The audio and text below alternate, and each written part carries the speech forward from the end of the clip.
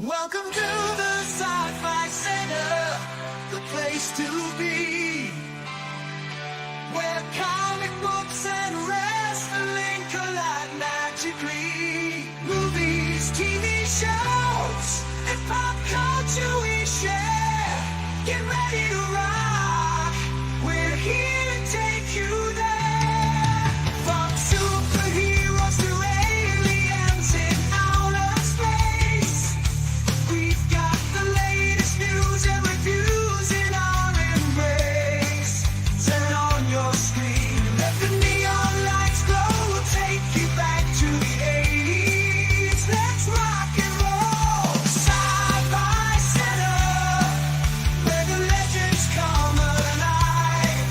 Get ready to geek out, let your imagination fly. We're diving into the past with a touch of modern flair. Sci-Fi Center, the ultimate pop culture lair.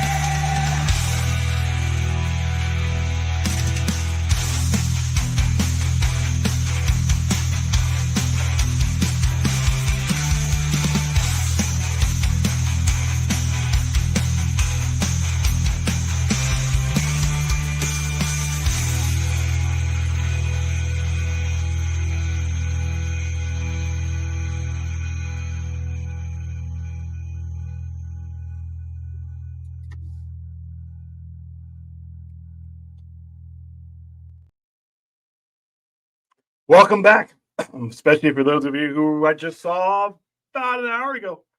As we live stream watched it. Welcome to Derry, episode 5. Pretty intense episode. Not the shock and awe type of episodes that the previous 4 have been, but a great episode nonetheless. Very intense. Very intense. You saw some groundwork laid there. You saw some revelations with certain characters and interactions with certain characters that were referred to earlier on. But a very, very solid episode. We finally got a chance to see, for those of you who were waiting for Pennywise, Pennywise was definitely in this episode. But I think this show has done a better job in just throwing out the clown. There are certain aspects of what makes this horror what it is that are beyond the embodiment of just Pennywise. I could have personally gone later on in the show, or if they've never shown him, if they showed him like the last 5 minutes, because the manifestation and what leads to what Pennywise, we already know. We've already seen enough. We've had a TV movie. We've had 2 theatrical movies. I've seen enough of Pennywise without knowing what his true nature is. And now that we're starting to get to that, it's much more multifaceted. So I'm enjoying the show.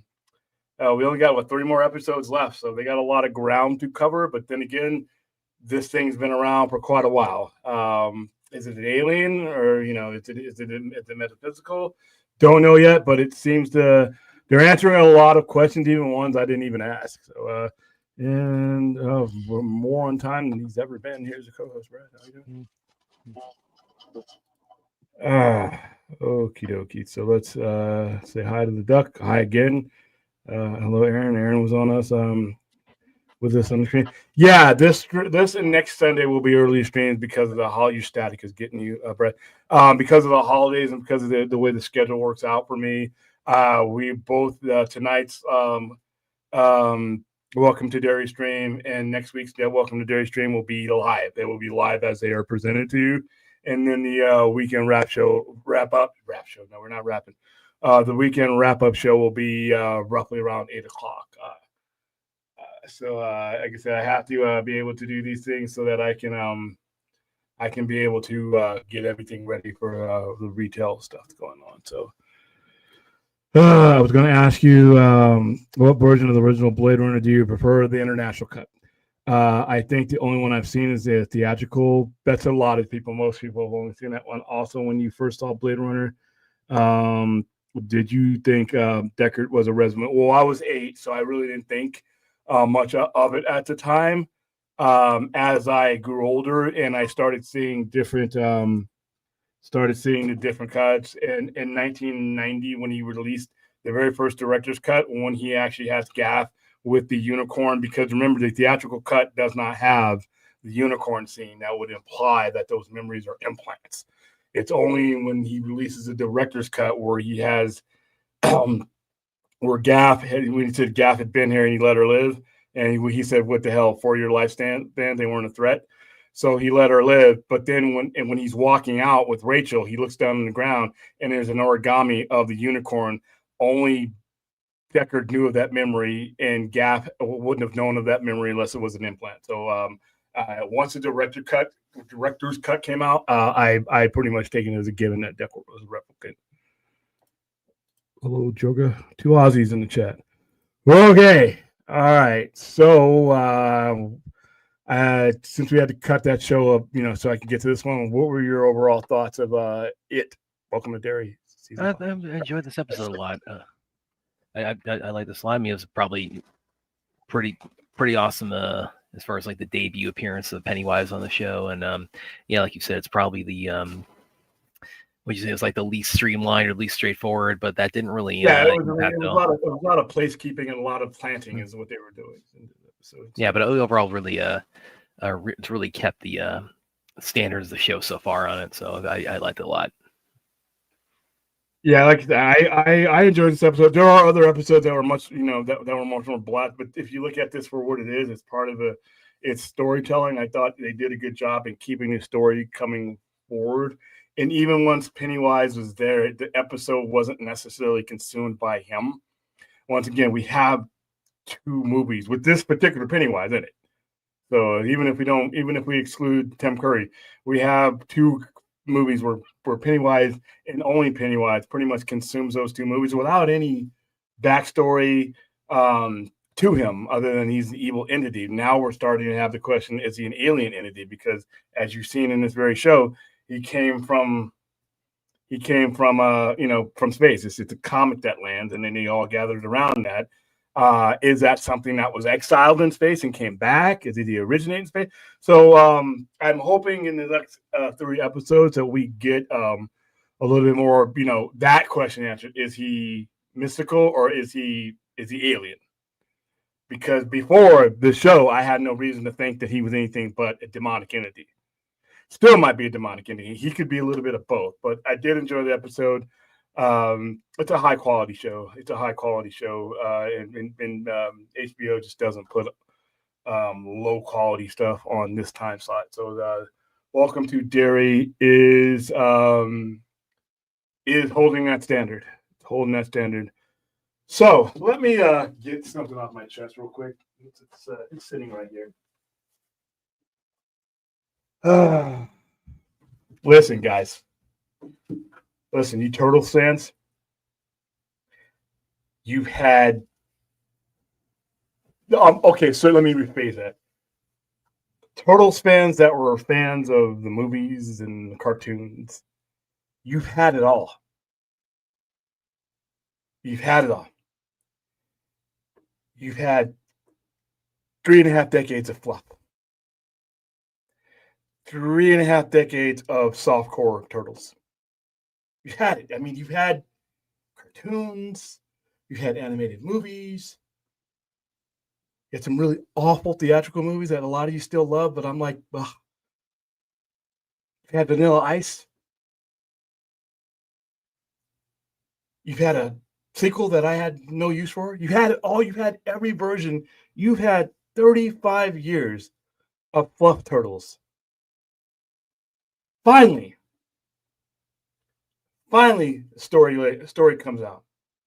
That goes back to what they designed. Eastman and Laird had designed the story and the characters to be, because remember, these characters were inspired by what was going on in Daredevil five years earlier with the Foot Clan, all those things.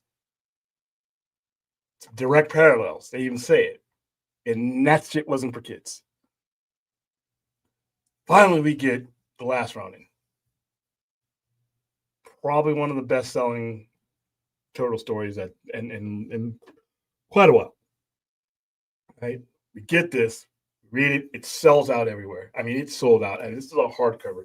Every time I get these hardcovers in, they last about a week or so. So the numbers were there. Everything was there. People couldn't get their hands on it quick enough. And after that, warmed my little black heart when the announcement came that an R-rated version of this story was being adapted into live action. Filled me with glee. Right? I understand why Eastern let the IP become, softcore. I understand it's money. Mass appeal. Had to transfer. Whenever you transfer something that wasn't necessarily made for a particular age group like that, I mean, 14-year-old me, when I first started collecting it, it's a little bit different than the kind of stuff that they were, putting in the 90s. It wasn't the kids couldn't take this and take those kind of stories in the 90s. It's that parents and adults thought we were just incapable of it. They had consumed so much bullshit in the 80s about how the music caused all these problems and heavy metal was satanic, and it's video games. Video games are making your kids more violent. And my little kid was never violent before he started watching videos. So we had this wave of we couldn't have anything with any edge on it be presented the way it was originally intended. We had to soften things up. We had to cut it into little pieces for you and spoon feed you because we thought you were going to lose your mind if you picked up a Batman from the 80s or Teenage Mutant Ninja Turtles from the 1989 or 90s, and we just thought you were just going to have to be institutionalized. Not we, but parents of that age. Everybody blamed everything on all forms of entertainment. They still kind of do. Remember the clowns that would say, well, if you play a record backwards, it's the devil's. What? So that was the environment that a lot of this type of stuff was coming out in. So they transformed things. Amongst them was the Turtles. Got a Turtles cartoon. I'm looking at my Turtles comics, and I'm like, what is that? Fine. Got a Turtles movie where the turtles are dancing. Shit you not, for those of you who have not graced yourselves with Go this. Ninja, go Ninja, go. That's the best Turtles movie. I can taste the vomit in my fucking esophagus right now over that. Once again, I looked at the Turtles stuff I had, stuff I was buying. Didn't recognize that, but I understood. But now, with Skydance, one of the many reasons I don't want Skydance Paramount purchasing Warner Brothers. This is just the beginning. Skydance decides that they're going to go in a different direction. Not only did they say that was enough. That was disappointing enough. But reports came out, and I hope this isn't true, that they wanted to Sonicify it. I don't have any problem with Sonic the Hedgehog. But the approach they use on Sonic the Hedgehog is what's fine. Video game, fine. There's nothing. There's a solid demographic for Sonic, and what works on Sonic the Hedgehog works on that. But you're going to do that to the Turtles? What about the Teenage Mutant Ninja Turtles? And forget about this. Let's go with the earlier stuff in the 80s and 90s. What in those? What the fuck did you read that said that's where things should end up?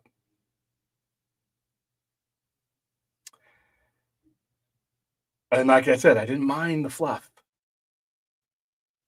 Glad that the little indie comic creators were able to make it big, and it was a fairy tale come true. And I don't mind that you guys had that. But when they actually come home, and get back to the basics, and it's successful. You guys can Google the numbers Look, Google the numbers on The Last Ronin. This is a hardcover. I don't have any problem selling this hardcover. Google the numbers of the actual volumes that came out. So the fan base is there. The fan base had come back. But yeah, not a huge fan of this being canceled. Doesn't give me a warm fuzzy about Paramount. I never had one, to be honest with you. No, Walter Amato is a producer too, so it's not shocking either. I'm not looking, for anything different as far as Star Trek goes. I know they're going to start doing Star Trek stuff because I know Ellerson is big into Star Trek. I don't have any hope that that's going to turn out right. I'll have to wait and see. I know he's a fan, but I'm hoping with this bidding coming on,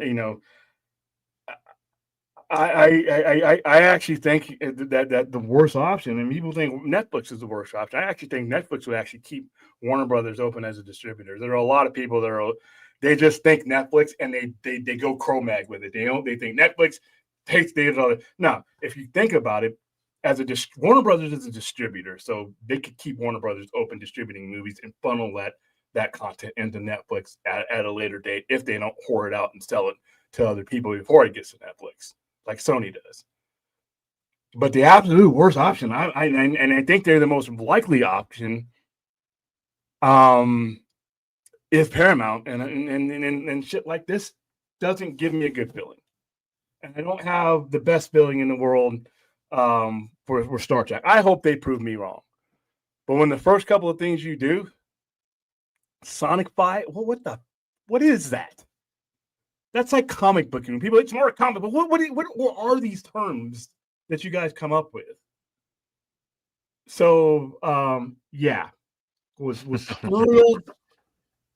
What turn? Get that off. Get that. Thank you, sis. Get it off the screen. And that is not Brad's sister. Fun facts. Other word, disclaimer: Brad's creepy. There's nothing I can really do about it. It's no DNA test needed. Fun fact: yeah, they did. But anyway, back on point. This thinking that the original content won't attract people is bullshit. This is a 90s thing. They did a lot of this bullshit in the 90s. They looked at kids and said, "You're fucking stupid. You're weak. You can't take this. Let me take the edge off of this so you can swallow it." Nobody took the edge off the Killing Joke when I walked into to my comic book store. Nobody took the edge off of Dark Knight. I'm the same edges. I'm the same age that they are catering to. I had no problem with any of this. Thousands of people, hundreds of thousands of people across the nation who were purchasing this stuff had no problem with it. Why did you need to adjust that? And if you think you need to transform something to give it a wider appeal, why not spend that energy into creating something else? And if you decide that fluff is great, wonderful. Glad you guys had the fluff. Fluff can't exist alongside this. If you were watching, I'm sorry, I hate those fucking movies. Glad you guys liked them. Couldn't stand them. Couldn't stand the sight of them. Couldn't stand the sound of them. But if you loved them, great. How old were you when you saw those? How old are you now? You don't wear diapers now, do you? Unless you're, a little older. You don't still eat baby food now, do you? So even if you were down for this stuff that they made then, you're a little bit older now. Don't you want something different? It's like even X-Men 92. If you look at X-Men 97, they have an understanding that their audience is not fucking kids anymore. That they've grown up and they have to evolve. So why can't we have this? Well, it's a horrible movie to start with. How it doesn't need to start. You've had 30 years of Turtles. They know who these characters are. The people who would have gone to see this know who those characters are. You could have done a Logan, say, hey, it's an alternate storyline. It doesn't have to be the eventual end. We didn't have any problem with that. But yeah. So not only are we not going to get the live action version of this, we're going back to Flintstone Vitamins level. And like I said, I'm happy. If you like Secret of the Ooze, don't want to throw up on live stream. If you enjoyed those cartoons, that song still horrifies me today. Turtles in the half children, whatever. If that was for you, I'm going to pull up in a second. That is fine. That is fine. But that should not exist at the exclusion of everything else. Just because that stuff's out there doesn't mean that there's not a different audience out there that either never was into that or was ready for something else. We're not talking. We're talking about Teenage Mutant Ninja Turtles. It's been around long enough for several, at least 2 generations, to have been exposed to it. So yeah, not happy about that. And I know that's not going to be a popular opinion. Don't give a fuck. Not here to be popular. This is my platform, and this is where I'll express my opinions. I will respect the hell out of you if you love that stuff in the 90s. If you love the cartoon, you are no less a person to me than you were before I found that out. My problem is that when that stuff is plastered over everything at the exclusion of some of the stuff that was more true to the core. Because like I said, I haven't had anything other than what Mutant Mayhem was all right. It's actually closer to some of the actual content than a lot of the other stuff they've done. But it wasn't Ronin. And you got an audience out there for it because you can't find it anywhere half the time. You have to get reprints and hardcovers. So there's an audience out there for it. So, yeah. All right, let's go to the chat because I know I'm about to be annoyed. Let's see. Congratulations on your George Perez omnibus. I'm not big enough. I'm too cheap for omnibus. They're like usually in the 80 and up range. I'll reserve judgment on Derry until the last episode. I can do both. I will give a final judgment on the whole. That's like we do with all the other series that we watch. But right now, I can judge right now that it's a really high quality show. But I can adjust that judgment if they don't stick to landing. If it's just Pennywise dancing for an hour, doing that stupid dance that he did and no content, then yeah, we're going to have an issue. But if they continue to keep consistent, then I think I'm going to be all right. That description of Sonic Fight, that tells me enough. That tells me enough. Yeah, he had one hit. And he tried to lie and say that wasn't Queen. I mean, he actually did an interview where he's like, no, that's not the same thing as Under Pressure. Look, this is what I'm doing. And he actually demonstrated. I'm like, dude, are you serious? The first chapter of what? What do you clarify? Guys, when you put sentences in, remember that we're looking at a whole list of things, a whole list of chats. So clarify if you've connected a statement, let me know so I know what I'm responding to, please. I saw a lot of people, they say they love the final cut of Blade Runner. They have it on sale for $12 on Amazon right now on 4K. Did you guys see the Absolute Universe is going to be? Yeah, Absolute. They're going to be in Absolute KO number 4. They are crossing over and entering into the tournament.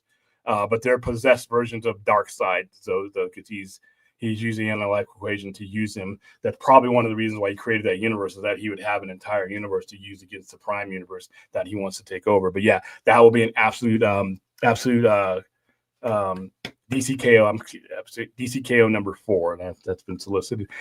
Hey, listen, I know a lot of people that love the final cut. I'm not a big fan of the final cut because it takes out the voiceover.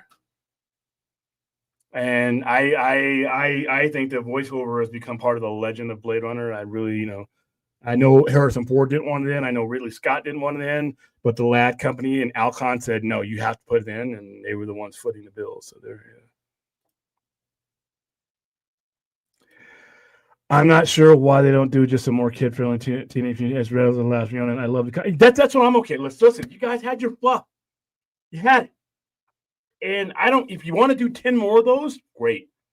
But it shouldn't be at the cost. It shouldn't be and or this. This is a wide enough franchise now. It's been around long enough. There's a wide enough audience for this. Personally, you had how many Teenage Mutant Ninja Turtle movies that were aimed at that demo? How many more do we need? And this is not the kind of franchise that you really need to be rebooting all the time. This is not. It's a very limited, the very limited bandwidth as far as that goes. So I'm not a big reboot fan, and under any circumstances. But this one has had multiples, and it's like, continue what you're doing, but you can't branch out and do Last Ronin. I don't understand that. What? I beg to differ. It's not just the first issue. That the entire series is edgy. The first issue sets a tone, and that tone is consistent throughout the rest of the issues. They were teenagers when they were first conceived by Eastman and Laird, and that didn't make a difference to them being, of a certain tone. I mean, they've always been that. That's not, Let's see. Something's on my screen. Means cat turtles.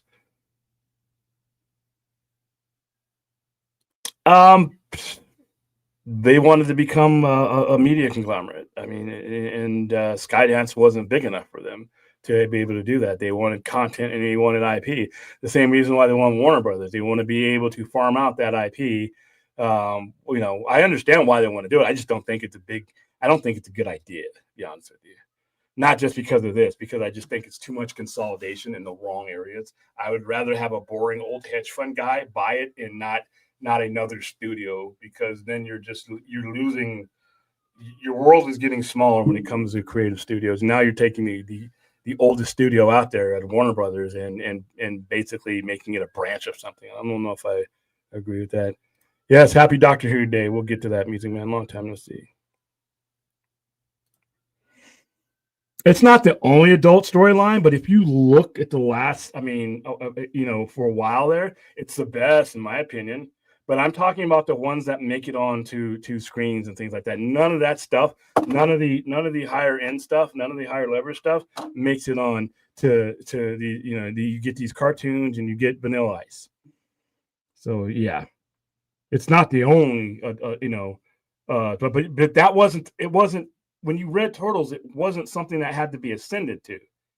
It wasn't just an adult version. No, the version of the Turtles that was written early on, that was for whoever. That was the tone. There was no such thing as an adult tone and anything else. It was the tone. It was what you got. It's what Eastman and Laird were portraying, back when they first created the IP. I love the Teenage Mutant Ninja Turtles from the 90s, but I also want the rated R version. Also, I like that to begin with. Yeah, like I said, as soon as I took a look at it, I'm like, ugh, kind of gross. I don't want to. No. But I never really watched it or did anything like, go on the crusade against it. Like I said, I was happy to see those guys be successful. I took a look at it. I have no time for the early 90s Teenage Mutant Ninja Turtles, any of that stuff, and some of the newer stuff, to be honest with you. I just don't get, it's not for me. I'm glad you guys had it, but how about being happy, for me to get this, just, why do we have to go backwards? You have like I said, the audiences that watch Go Ninja Go are in their 40s now. with their own kids. You know, whatever.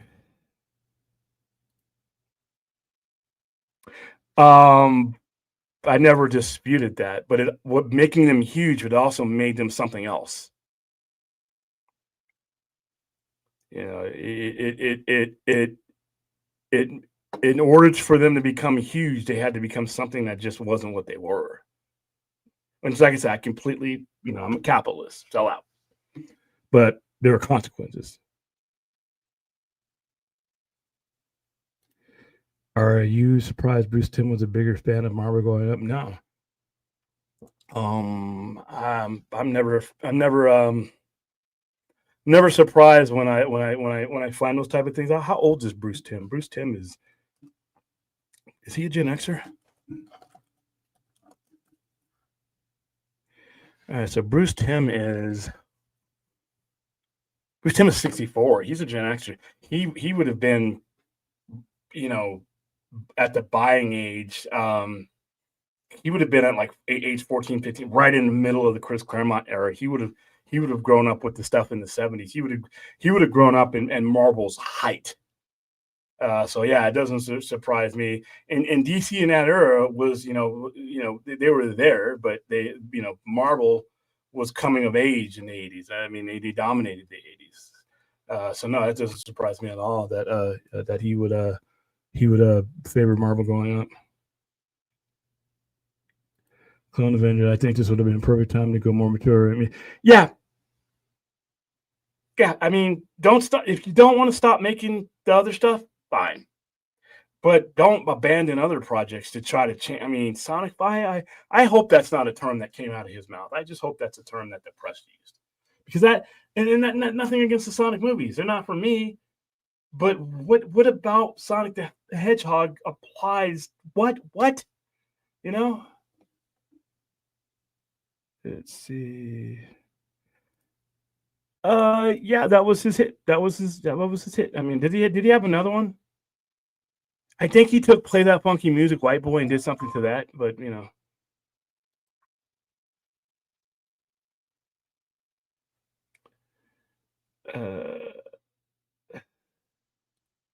I love the Teenage Mutant Ninja cartoons and movies. However, I hated the one that has Like I said, I wasn't really a fan of any of them,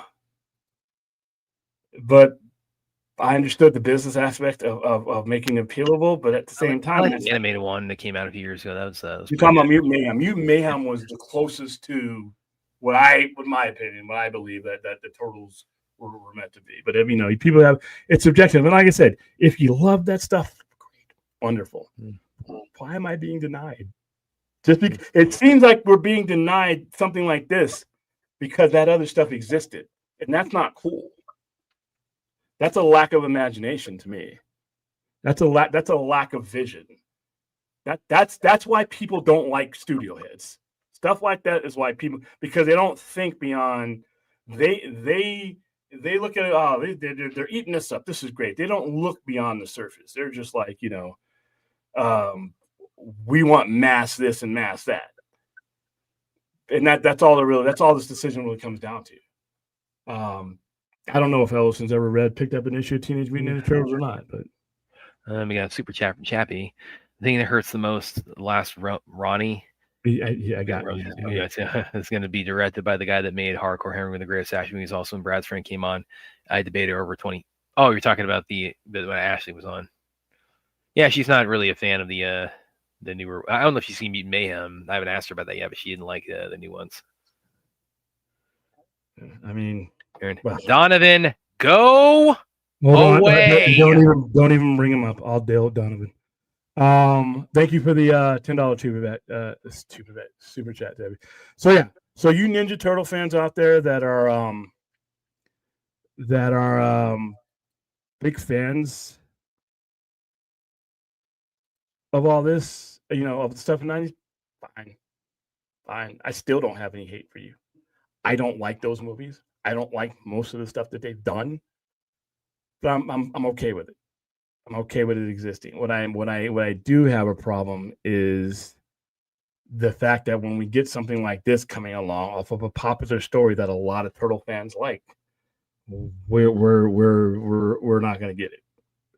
And not only are we not going to get it, we're going to get something that is completely, in a different direction, and it's going to be one of those monolith type of things to where, okay, continue to make Go Ninja Go stuff and all that. That's fine. I don't have to see it. But that doesn't mean, there's not a fan of me that wants to, dive into the Turtles. It's just that this ain't for me. So, yeah. Let's see. Out of the Shadows was really 2014. Okay. Talking about the ones with Megan Fox as the area blower nail. Yeah. Is Deckard's voiceover remembering Platinum? Well, no, it could be him referring to his memories with his own voice. Well, and he's expressed interest. That was that one interview he did where he went back on his bookshelf and pulled up his copy of Last Ronin. So yeah, he would do great with it. There's a lot of people that would do really. I mean, he would be one of them, but I mean, he would do great. I bet Del Toro would do great with it if he wanted to take a crack at it. I think Del Toro would be excellent if he wanted to take a crack at it. There's so many of them out, but we're not getting it. So there you go. William the Dark. I think that if you're talking about the ones that Jay Lee illustrated, when you say they're as good as the books, they stem from the books. So they're as good as the books, but if you're a comic book collector, Jay Lee's artwork on those covers and insides are great. I mean, if I had somebody who I wanted to get into the Dark Tower lore and they just weren't a big reader of a lot of those big thick ass books, then I could give them something like that. I mean, they would still probably need to go read the books, but it would get them into the universe a lot easier than a 2,000-page book would. Batman has a Batman vs Superman 4K has a newer director's commentary in which mentions Martian Manhunter and Army of the Dead. Okay, I haven't seen that. I you give that a listen. And listen, definitely tinfoil talk in my head. I do not for 1 second believe when he tells us oh yeah, I saw a fan theory online that Swanwick because Martian Manhunter decided to incorporate that. You look back at so much of his role in Man of Steel BVS, no, I think he was laying the groundwork for that a lot earlier. All right, they should have just done. I think so. I agree with you, Music Man. Do you think that Paramount Skydance was scared by the potential of an R-rated Ninja Turtles movie? I don't know. Well, that's pretty much what they're saying when they say they went to Sonic by it. Yeah. To me, that tells me that you don't have an understanding of the pathway that got you from the late 80s all the way to here. All you know as a corporate fat cat is what you saw here and there. You're not really diving into the IP and saying, wow, this is what they were going for here. This is the level of tone. This is the tone, because if you read The Last Ronin, it's extreme, but it's consistent with the tone of the original 4 or 5 years of Teenage Mutant Ninja Turtle.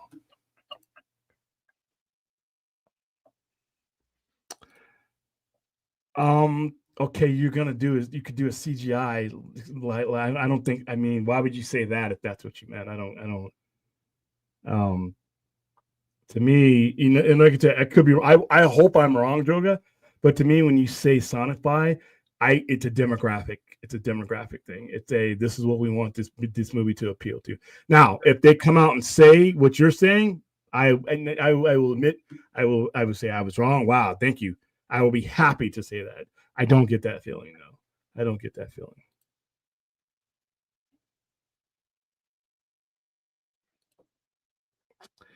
In 2001, 2007, 1999.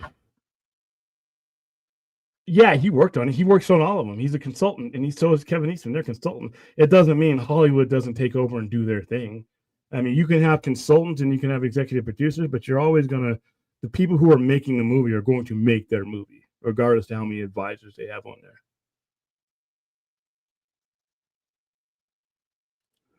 there. Miss Me, I think it's your first time here, and that is a squirrel.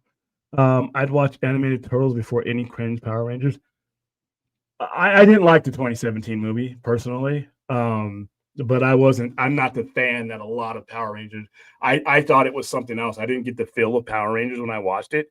I mean, it wasn't horrible. It wasn't like, Yui Bowl movie or nothing like that. I just didn't. You said me, I'm going to watch Power Rangers. I remember how I feel when you brought me the Power Rangers, and that movie just wasn't it. I don't know how I know it's from the Power Rangers fans I hear from. It's like split down the middle. I really liked 2017. Yeah, some people hate it, some people like it. I don't know any old school Power Ranger fans that are my age that were watching it around that age that like that movie, but I don't even know if it did well.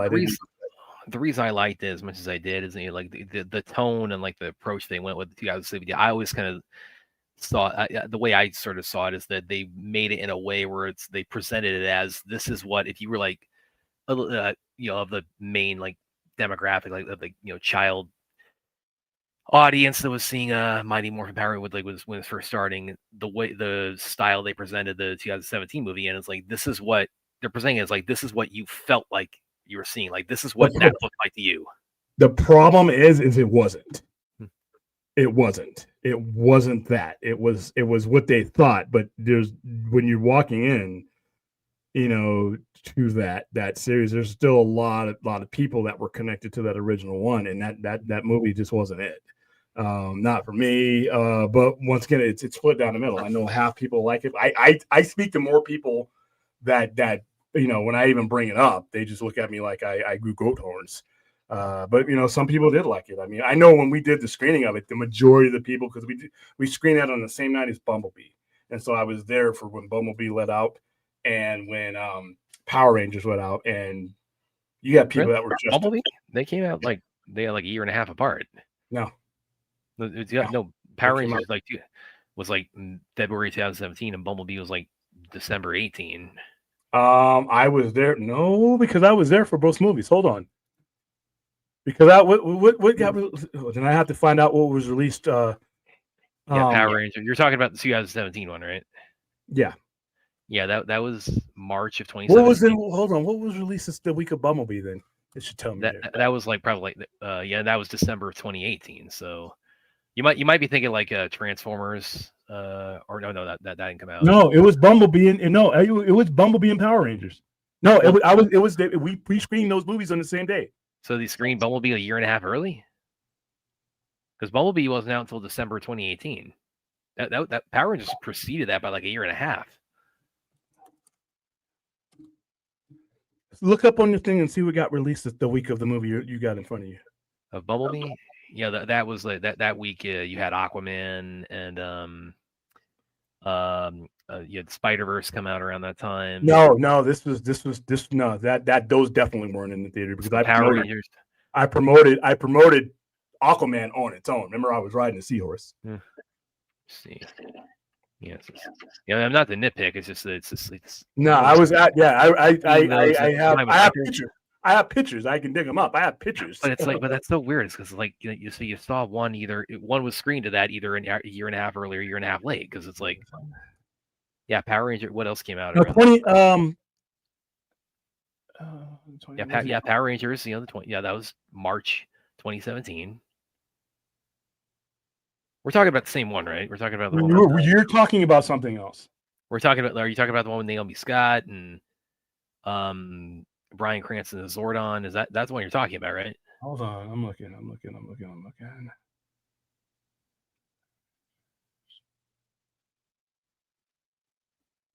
Which one do you have in front? Well, how much? Go look at the box office. How much the one you're talking about made? That did 142.5. Okay. And that came out in 2017.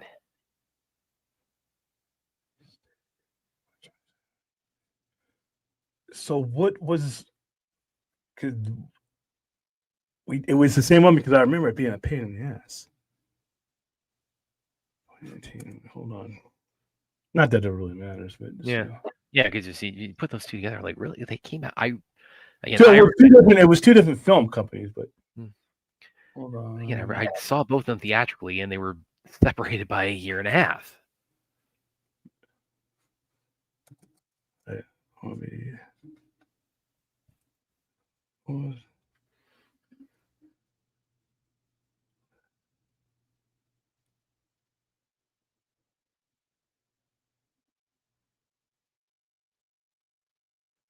Because Aquaman was December of 2018.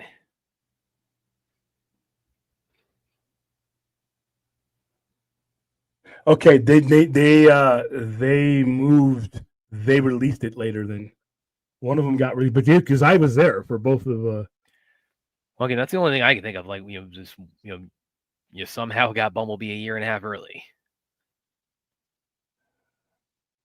I'm looking at the release. All right, the date had been set for June 8th, 2018. The first trailer was released on June 5th, 2018.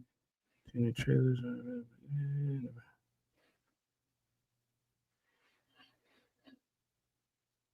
Gotta look it up. I gotta look it up because I distinctly remember because we had two different lines and I had to pick which one I wanted to actually see. So what else was that? Because I know it wasn't a Spider-Verse movie. We did Spider-Verse in Saturday morning. I know that because that pissed me off. At 8:00 in the morning, we had to be at AMC. Sorry, we're taking all those guys down this rabbit hole right now, but again, this really stood out to me. No, those two advanced screenings were at the same time because we had people dressed up as Power Rangers. I'll never fucking forget that. They were dressed up as Power Rangers. We had people with again. I mean, but again, what was it? 2017 when you held that? I'm pretty sure it was 2017. Because then the only way that could work is that if Bumblebee, you got it way early, which is probably what happened. Because, like I said, you don't forget a whole line of people dressed up as Power Rangers, and they were in the wrong lines too. Because we had, if you've ever been to AMC Las Vegas, we have two lines. We usually have a line for the general admission, and we have the line for the people who signed up with me. We didn't have that this time around, but there was no general admission. I remember that. There was no general admission because we had two screenings, and one started, they started a half hour apart from each other. So they did. I went and sat through, I saw that Power Rangers movie later on, but I went too. I attended. I chose Bumblebee. I never forget because I'm like, that's the first time I seen Haley Steinfeld in a movie because I really didn't pay attention to her. But yeah, I gotta figure that out because that's definitely it was because what came out the week of that's what I'd have to find out because there's no I distinctly remember those two movies. But anyway, that's not. I mean, either way, wasn't a fan of the Power Rangers movie. I just wasn't for me. And I know a lot of Power Rangers people that weren't, but I don't know how we got on the other one. So, would you prefer The Last Ronin as a streaming animated movie? I mean, I'd be all right with it. As long as you kept the tone that's in here, I'd be all right with it. I was excited about live action because of what we've had with the live action. I mean, if you can do that live action, what you did, I mean, even if I don't prefer it, that means you can do this is doable. This is doable. But if you went down and just did it as an animation, I'd be fine. I mean, I was excited the fact that okay, after all these years of this type of all the technology that you've created to make these live action movies with it, that you're now applying into one of the cooler stories that they've ever done, I would have been okay. I was excited about that. But now it just doesn't seem like they want to take the IP in a direction that I don't know if the demographic is there for. Sonic is not Turtles, so. Let's see. I didn't even read what's his face comments before I banned him. So, this is my question exactly. This is the biggest bone I had to pick. Well, I don't want you guys not to have the fluff. I just don't want to. I want to have my. They've written them both ways. It's been interpreted both ways. Why can't I have the adaptations?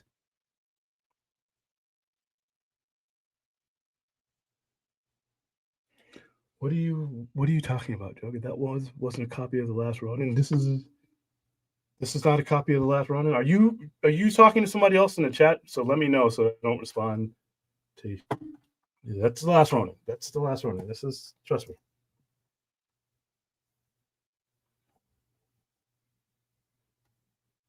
That's The Last Ronin.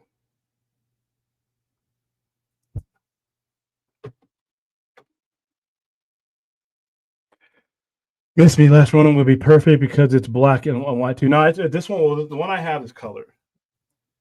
I have this color. There are black and white elements in it, though.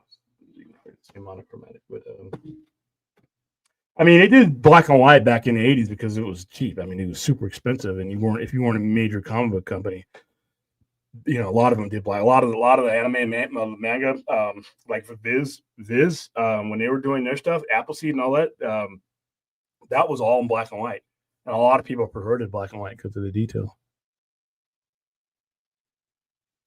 I never brought up Hamada. I don't know what you're referring to.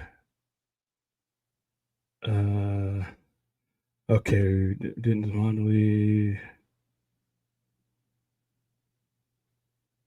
Well, Hamada was hired. He was hired. He was a bad hire. I mean, you guys take the personally against Hamada. He was a bad hire. I mean, when he was hired, he's at Paramount now, and he was going to be a producer on the Last Ronin before it got pulled on it. Yeah, because that was his division. Which is where if you put somebody where they're qualified to be and where they work best, that's what they do good things. I would have had no problems with Walter Hamada working on the Last Ronin. There have no problems at all.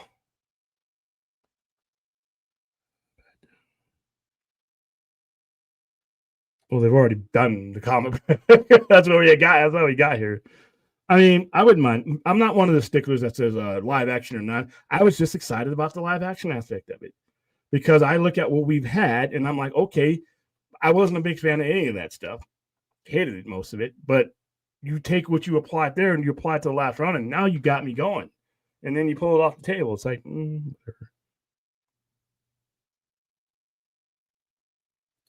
Alien Earth was an awful episode. I don't know what series you watched. I can agree with you how maybe the last 40 minutes of it, but the episodes, I mean, the series as a whole, I enjoyed it. But and it's all subjective. All right, let's see.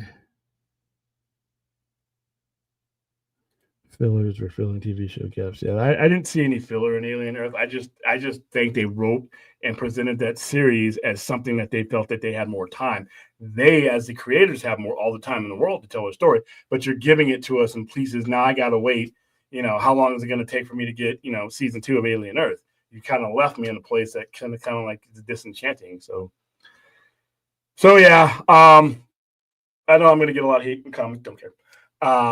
Listen. If you like that stuff in the 90s, I never thought you were a clown or some kind of fucking fool. I've always been philosophically at a distance with it because I just don't get the feel that that's what the content was made to be. But that's fine. It takes me zero time to go back and watch those movies again. I don't ever have to watch those movies again. I don't ever have to really refer. I said this years and years ago when it came to Ninja Turtles. It's like, you know what? I'm going to take not really going to take these with a grain of salt until at some point they come along and do something that I feel is consistent with Turtles. And I'll wait for I've been waiting all this time, and I finally thought I had it. And now instead of that, we're getting more of the same. And I think the biggest insult to me is that these creators think that their audience is not smart enough, they're not diverse enough, and they're too weak to be able to take certain types of content. They underestimate their audience. To be honest with you, they underestimate. We don't understand this, or we can't handle what, or we can't handle diversity when it comes to these IPs. It's the same thing that hurt DC for almost 40 years. Oh, you can't understand why there's so many Superman, so we got to cut things down and make it easy for you. No, you didn't. If I'm 12-year-old and can read a comic book, I don't need you to do scratch and sniff for me. Your audience can understand these things. Your audience understood Logan. Your audience understood Professor X and Logan and all those other things. Your audience understood Deadpool. Your audience understood when there was 2 ginormous lizards out there 4 months apart from each other making lots of money. Your audience understood that. Your audiences are not stupid. There's no reason, just because you're creating The Last Ronin, if you want to continue with the other stuff, you can. You can. And, a lot of people might like both. But, yeah. So there you go. I hope Warner Brothers doesn't sell it to Paramount. Just me. But, all right. So, on 62 years ago today, arguably one of the greatest greatest science fiction franchises of all time, Doctor Who, premiered. And unfortunately for Doctor Who, they ran the pilot of An Earthly Child, and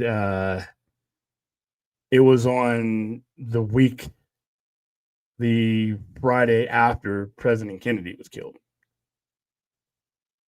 So it was, or Saturday night, I think it was in BBC back then. So I remember, if you watch the documentary and the little movie that they made on Doctor Who, what ended up happening is they had aired the pilot and it didn't do well. And a lot of people, even in Britain, around the world, were they had their attention fixated on the Kennedy assassination. And November 23rd is when Doctor Who premiered, An Earthly Child. Now, what that allowed them to do is the following week, they re-aired the pilot, I think. They re-aired it. And they made some adjustments to the pilot and re-aired it. And from that point on, Doctor Who stayed on the air from 1963 to roughly around 1989, when it started to fade out. It would be off the air from 1989. It would have a TV movie in 1996, and it wouldn't have anything else until Sci-Fi Channel hooked up with BBC, and you got Doctor Who on the Sci-Fi Channel. Rest in peace, Sci-Fi Channel. Your first Doctor was Christopher Ellison. For those of you of G.I. Joe fame, Destro, that's him. He was there for a year, and after he couldn't get along with the showrunners, had all kinds of issues, he left after a year. He was replaced by what is largely considered by modern audiences the best Doctor, in David Tennant. He had a 5-year run from 2005 to about 2010. He did what Tom Baker did for Doctor Who originally in America. Most Americans who are of a certain age saw Doctor Who for the very first time when Tom Baker, with his scarf and his hat, because that was what was showing on free American TV. That was the first Doctor Who that was broadcast into American households. What David Tennant did, he reintroduced it into an entirely new generation. Had some of the best stories that Doctor Who's ever had. He would be followed up by, in my opinion, and I've seen every minute of Doctor Who, is the best Doctor, and Matt Smith. The stories that they did with Matt Smith were epic. Amy Pond, Rory, the silence. I mean, they introduced, and they either introduced brand new elements of Doctor Who, or they augmented one. The Weeping Angels first came about in David Tennant's era. They became one of the main villains of the 11th Doctors, and they were constantly at odds of what they were doing. You had the silence. You had all the old enemies, but Matt Smith was my favorite. Is my favorite Doctor. The stories that they wrote around him, The Girl Who Waited, The Pandorica Opens. For those of you who are not familiar with Doctor Who, he's what's called a Time Lord. He's basically immortal. He time travels, and he really doesn't die. As one interpretation of him goes away, he becomes someone else. But the transformation from the 11th Doctor to the 12th, which was Matt Smith to Peter Capaldi, the only Academy Award winner to play Doctor Who, what he says at the end of that was probably the best transformation. But Doctor Who's been around. It was one of the longest running TV series ever, but it got, it didn't really keep up with an audience once the 80s came around. And it wasn't, like I said, until 2005. 2005 is when it just got reintroduced and it got different. Now, you've had a total of 16, if you want to count all of them, 16 Doctors, going back from William Hartnell all the way up to Billy Piper now, who is now an incarnation of the Doctor. You've had Peter Capaldi, you've had Matt Smith, you've had David Tennant. The great John Hurt played a Doctor that a lot of Doctor Whovians get into an argument with, because they don't believe he should count, because the Doctors themselves did not count him, because he was the War Doctor, and war is not what the Doctor wanted to promote. But he had to become that Doctor, and they, in between Doctor 7 and 9, in order to achieve a specific mission that the doctors did not have the heart for. Each doctor, as it was originally, the transformation of the doctor from one to the other was originally put in there as how to replace an aging person without disrupting the story of the character. William Hartnell wanted to stay on for a lot longer, but he was old when he got the job. And he passed away like not too long later. And then John Pertwell, and then it would go on and on and on, and you would get to number 4. Number 4 had 7 years. They usually average about 3 to 5 years. He had 7 years, 1974, the year I was born. And by the time I was 6 years old, I had seen him on TV. Sylvester McCoy, it's a lot of different things. Obviously, nowadays with the internet and everything else, Doctor Who, the TARDIS, everybody knows the TARDIS. More people, prior to 2005, I could go up to somebody, I could have jumped out of a TARDIS and nobody would have known what I was jumping out of. After that Sci-Fi Channel run and then the BBC America run, it's pop culture now. It's pop culture now. Now we have the conventions going on again. Now we have, we still have the show happening again. You just had your first Black Doctor Who, and the entire run of the just wrapped up. Had a really short run. I wish it would have lasted a little bit longer, but yeah, 62 years ago. I remember for the 50th anniversary of Doctor Who, we did, and I bring this up a lot on the show. We did a marathon. We did a slumber party marathon of we started with an Earthly Child, which was the very first episode, and we went all the way up to the 50th anniversary episode, which was the Day of the Doctor, when both David Tennant and Matt Smith's Doctors were on the same screen at the same time, along with the War Doctor, which was John Hurt, the late great John Hurt. I didn't think anybody was going to show up to that. I thought it was a gag that would get me in the newspaper, and I'm like, okay, cool. We're going to show the first couple of ones, and people are going to leave. Then we'll come back, and then no, they came dressed up. I had a guy dressed up as a TARDIS. They bought their food, they bought pizza, they bought blankets, and they stayed. The Sci-Fi Center was open for 24 hours solid. I had an employee. We switched. I went to sleep in my office, and we switched out. That was the first time I found a 24-hour Starbucks here, and then when I slept for like a couple hours and got up, I went out into our screening room, and the crowd had doubled. So that's where Doctor Who had gotten to, and that was in 2013.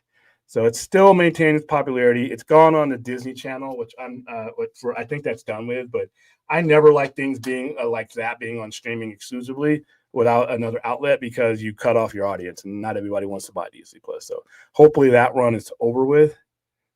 Let's see, you guys are still talking about Better Ben, but yeah, happy birthday to Doctor Who, for those of you who. By the way, William is definitely the Doctor Who expert, the two of us. That's why I just let him out the floor on that. Oh yeah, I mean, I grew up with it. I'm a huge fan of Doctor Who. Doctor Who and Star Trek are going to be.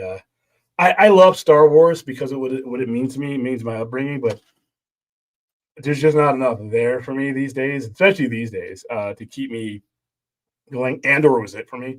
I don't know if I'm going to have another series that reaches what Andor is or was. And Andor was more than a Star Wars series. So you take all the Star Wars elements out of Andor and just make it a war movie. It's a war movie. You could replace the Death Star with any other mass weapon that somebody's building. You could have made Andor, and it could have been the Manhattan Project, but in somewhere else. The dialogue holds up no matter what the topic or the genre is. The acting holds up. The dread holds up. The character building holds up. But other than that, I like the Acolyte, but you know what?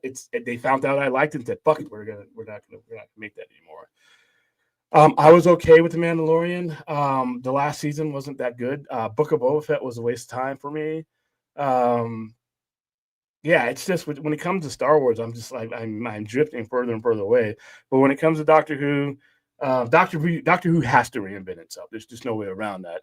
And then Star Trek has learned the hard way that if you just sit still and just attempt to please one segment of your fandom, you're going to choke yourself off, and that's what happened in the mid 2000s. And I'm glad that they learned that lesson. But Doctor Who, when it comes to that, Doctor Who is consistently reinventing himself. You you won't always like necessarily where it goes all the time, but it's still new. You know, you're not dealing with a stagnant franchise right now. When it comes to some of these other franchises, I just feel like they're stagnant. They feel like they've caught a moment and they don't want to do anything that will, you know, they want that same effect every time around. Doctor Who at least takes risks, and it's been taking risks for the entirety of its existence. So yeah, I really enjoyed his run. You know, and like I said, this is from an old school Who fan who's seen them all. And to say that he was my best one, I thought Capaldi was great too, but Capaldi, once again, these are big time guys. That Jodie Whittaker, these are people who have other acting jobs. They didn't want to really commit years and years and years to being Doctor Who, even though it was, you know, they wanted to do the role, but just not as long as Matt Smith did it. And even Matt Smith went on to do Game of Thrones. He's a Targaryen now. He wears a nice blonde or platinum blonde wig, and he rides a dragon now. He's the coolest one on that show. I enjoyed it. I mean, I really enjoyed the saber duels in Acolyte. I thought it was going somewhere. Was it a perfect show? No, nothing they've done in Star Wars under Disney is perfect, but it's good enough for me. I think The Mandalorian is still the peak of Disney Star Wars so far. So I'm really looking forward to The Mandalorian and Grogu next year. I'm arguing whether I even want to go see that. I want to go see an episode. I mean, I can sit at home. The only thing that's kind of really sort of bugging me with the marketing is just the font of the title. The trailer just looks very like what the it looks so very like what was like Tintin, like the Adventure Comics, the Adventures of Tintin. It doesn't feel like they're treating this like a movie. Yeah. It doesn't feel like that even they're behind it. I just see that's the thing though. It's like behind this. You know? See, they're treating it like the show, but the show felt like a movie to me. The show felt very cinematic. It's like what I said about Superman and Lois, felt very cinematic. Yeah, but it was worth my little $12.99 for Disney Plus. But do I want to, you know?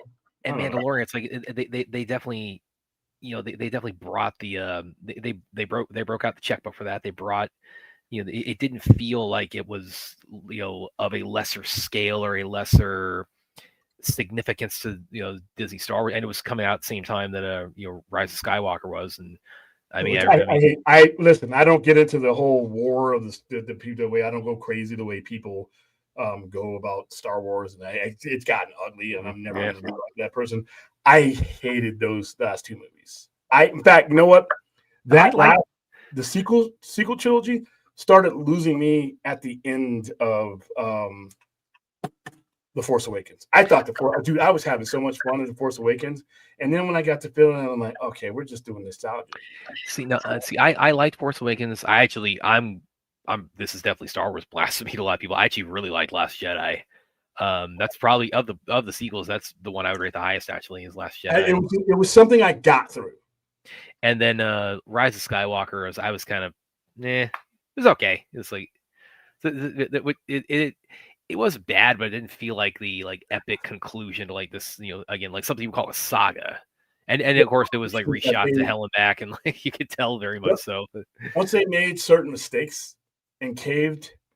Oh yeah, you could. It's like the whole thing, like, oh, your parents are nobody by choice. I mean, you could tell it's like, and I think honestly, I think that's why, I mean, Abrams kind of disappeared for a while, because I mean that probably like sucked a lot of the life out of him, and now he's finally coming back with I forget what it is exactly. Well, you look what he was able to do with Star Trek.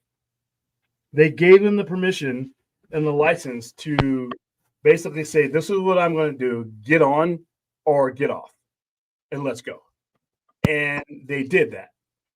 He did his thing with Star Trek. It wasn't, you know, unanimously, you know, cheered on, but he did it. They stood behind him when he did it, and that ended up leading to a lot of good things.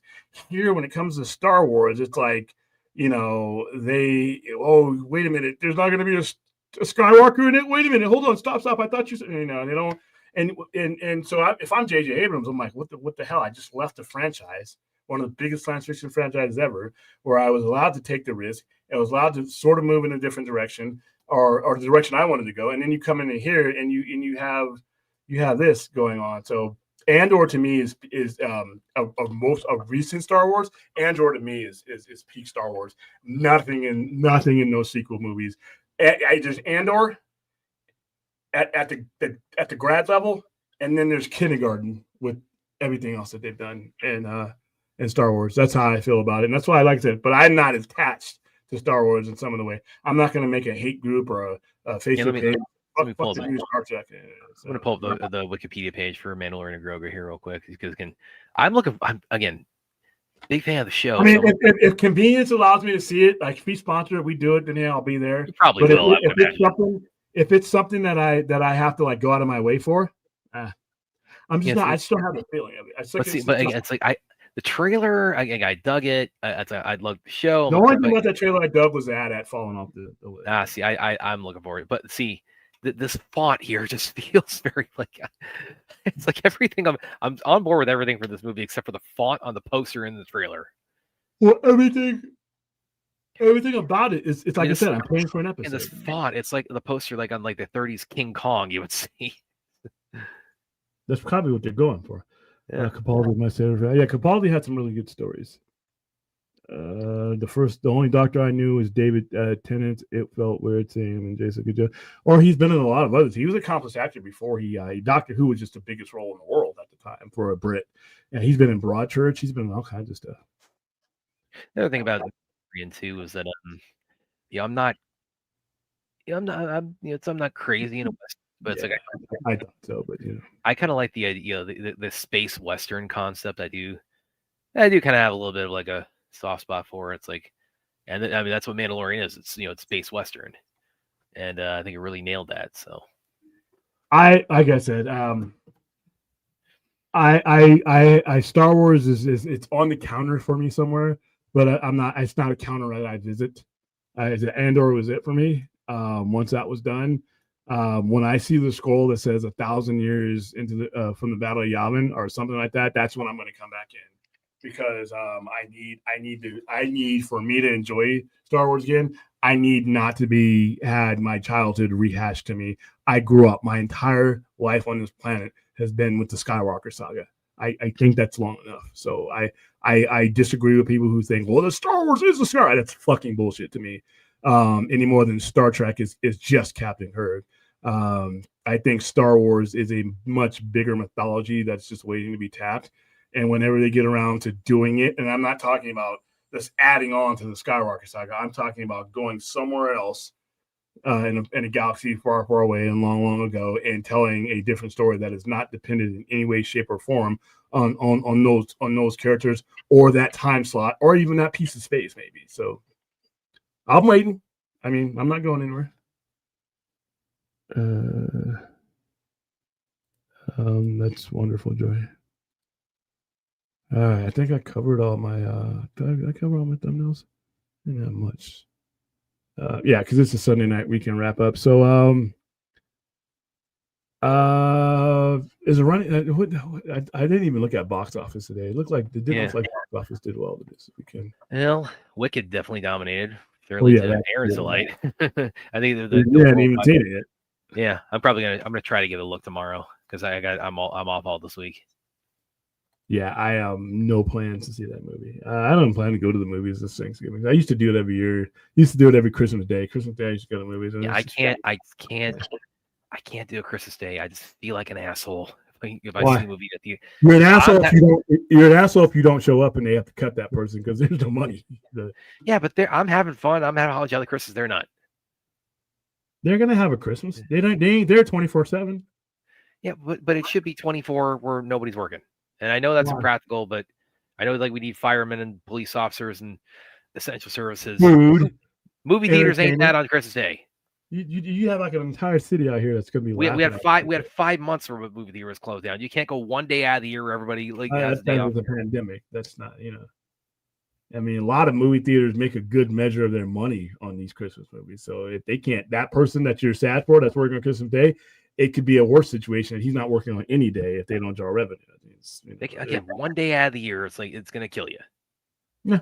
Yeah, especially as a consumer. Yeah. Did I like? Not really. Not really. Nah, I thought there were some aspects of it that were kind of like, oh, yeah, that's kind of cool. Disney, Star Wars, and Disney Marvel have definitely been both very hit and miss. Again, but with coming out with one exception. Each one, yeah, definitely. It's one hit with Marvel and entirely misses otherwise. Star Wars is a little bit better tracker, but they both have like one hit that was this was like the the unequivocal like bullseye. And for Star Wars, the Mandalorian, and for Marvel, it was Loki. So I wasn't a fan of WandaVision. I liked Moon Knight. I'm glad we're getting more of that. And I liked Captain America and Winter Soldier, or Falcon and Winter Soldier. The Secret Wars is awful, but it's 50-50. But a lot of that was because they had drifted away from their core story. If they stayed with if they had a plan after the Infinity Saga, then I think it would have been a lot better. But you could just feel that they were just throwing stuff against the wall to see what stuck, and it showed in the production. When it comes to Star Wars, it's just I look at it and I'm like, it's nothing new here. It's that old, you're going for that familiar security blanket for some fans, but you're not really thinking about a guy like me who's just as much a Star Wars fan. But I want to see the franchise grow. I want to see totally new people. I want to see people that are so far removed from what we're watching now, but it can still be Star Wars. It's like saying Jean-Luc Picard. I remember they protest. I remember as a kid watching KTLA when these fools were protesting in front of I think it was Viacom Fairmont Studios because they didn't want another Star Trek. They're like, you can't do this. Kirk is a god and all this stuff like that. And then some of those same people who won't admit it, or some of the same people that were some of the biggest fans of Next Generation. Next Generation takes place 85 years after Kirk. There's an Enterprise, but it's not. I did not need William Shatner, James C. Kirk, and DeForest Kelley, or characters like them or new actors playing them to tell the Next Generation story. Star Trek got bigger, and then when we went to Deep Space Nine, Star Trek got bigger. Voyager, we weren't even in the same part of the galaxy as the rest of Starfleet, and Star Trek got bigger. So when I hear people say that Skywalker this, Skywalker that, I'm like, you are willingly just staying in the same cul-de-sac. And how many stories are you going to tell before it just basically, when somebody dies, let's just recast them. I'm like, I don't need to see a Orlando movie. I don't need to see that. I didn't need to see the Solo movie. Not that it was bad or anything, but why are we? You're like, it's like, let's take Star Wars somewhere where it hasn't been anymore, and don't be afraid to do so.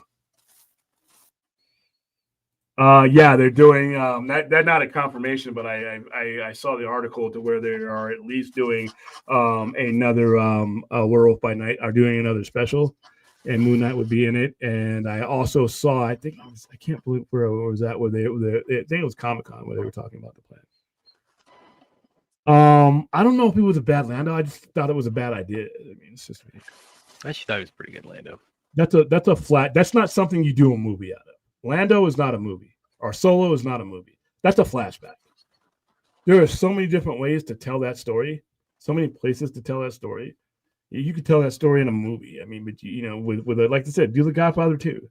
Godfather 2, they gave you Vito Corleone's origin.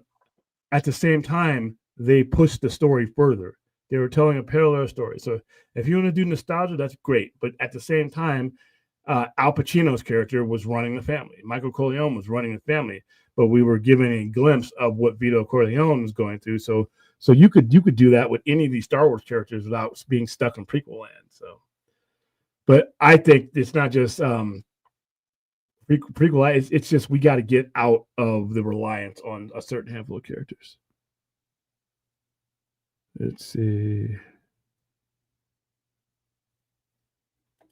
Mandalorian movie should focus on the war of Bangladesh. I don't even think they should focus on that, to be honest with you, because I got tired of that storyline too. Well, where is she at? Bo-Katan. I'm like, that's it. I don't even care where Bo-Katan is. That's where I'm at with the Mandalorian and Book of Boba. I don't care about where any of the characters is. I'm curious to see what happens to Grogu, and if he turns into some dark Jedi, or what happens to him to the point where he's not around by the time the sequel trilogy happens. I want to know, Other than that, but I don't need to pay to see that.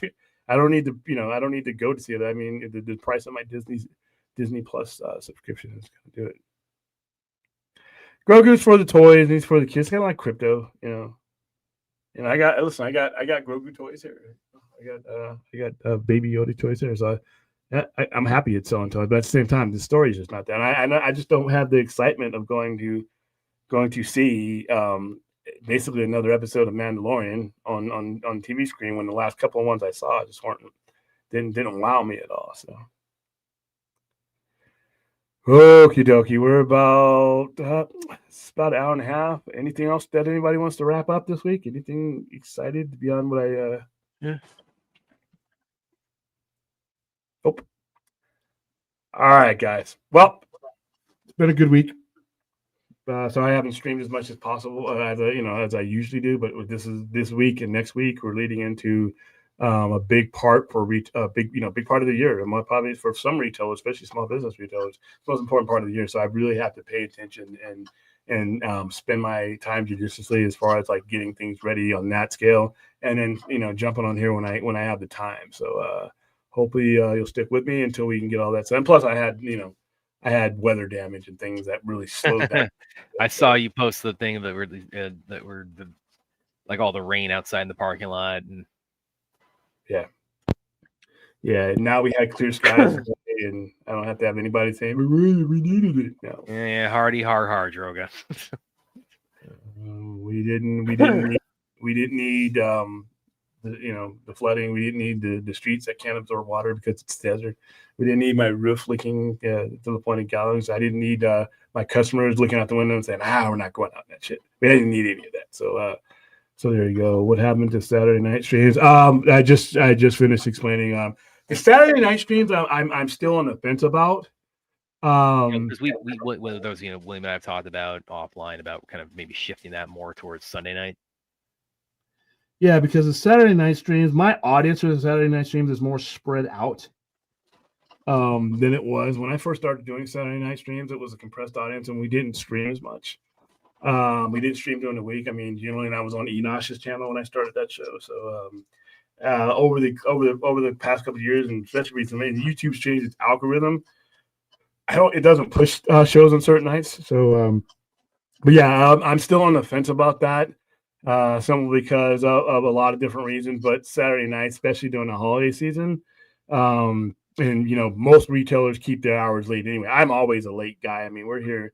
It's Sunday night, and we're closing in on 10 o'clock. I'll probably be here till midnight because I got stuff to do. But this time of year for the next month, Saturday is probably going to be almost wholly consumed by just getting ready for retail. We got one more super chat from Chappie. I got it. Damn it. What is it about when a new regime take over studio, they cancel all stuff because they want to do new stuff? They want to do their stuff. I mean, and part of the Ronin thing is that too. But like I said, I not only are you not doing it, you're doing something else, and you're doing what we've gotten 30 years of. We've had that. We've had what you're about to do. So yeah, thank you for the $5 super chat. Well, yeah, it's good that the audience is spreading around, and we have audience at different hours of the night. But at the same time, it calls into question certain, the placement and the necessity of certain shows.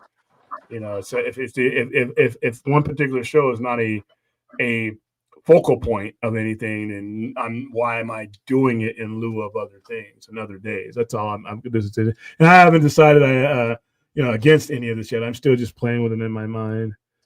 All right. And one last thing. Is there another comic book movie like Spider-Verse that requires it to be animated? Not necessarily. It's just a decision that they made with Spider-Man. It requires it to be animated? Yeah, there's no requirement. It's just different. It's just a different way to tell a story. So, all right, guys, that's it. Thanks for being here. Thanks for being here earlier this evening for Welcome to Derry. And I am the next time you hear from me, most likely will be to lay out the plans for the Thanksgiving marathon. How I'm going to work that out. Includes William's favorite Thanksgiving movie, Thanksgiving. Yeah, Thanksgiving. We're going to do Train to Busan. We got a couple of different requests. I have to plan that out because I'm going to be doing the dinner thing with the family, and I'm going to be here.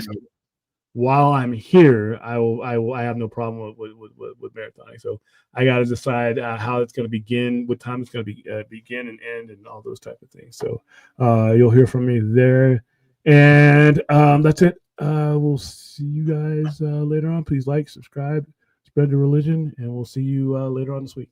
There you go.